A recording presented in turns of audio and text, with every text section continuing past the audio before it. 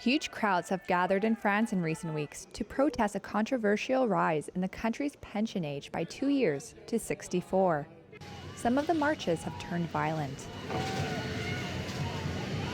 While the reform is most relevant to those approaching retirement, many young people are also taking to the streets. But why might that be? The French youth have joined the protests in growing numbers since the government bypassed parliament to push the plans through. Every night for the past few weeks, 18-year-old Charles Choliac has been making his voice heard.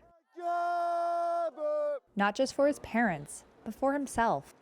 I am against this reform, simply because I have two parents who are killing themselves at work and damaging their health, and I don't want to see them die at work. My father, he works every day. He gets up to get on the tarmac at Charles de Gaulle Airport at 5 a.m. to load the planes. I find it difficult to imagine myself at 64 getting up at 3 a.m. Choliac is part of groups started by university students to organize unauthorized demonstrations, which are usually carried out in the evenings. While a few protesters have been seen torching bins and throwing rocks at police, Choliac insists he hasn't.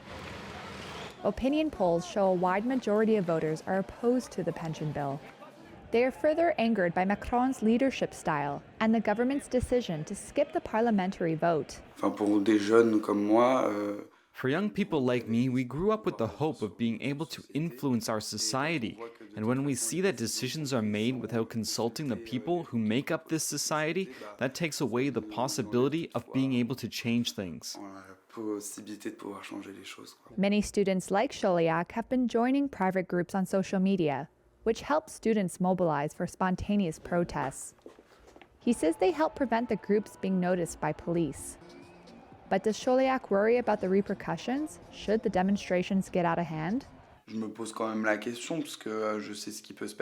I wonder about that because I know what can happen to us too. We see the images and we see what happens to fellow protesters, but that wouldn't prevent me from demonstrating because I'm so outraged that it surpasses potentially endangering myself. Macron recently said he would press ahead with the reforms. Unions have called for regional action and the continuation of nationwide strikes and protests.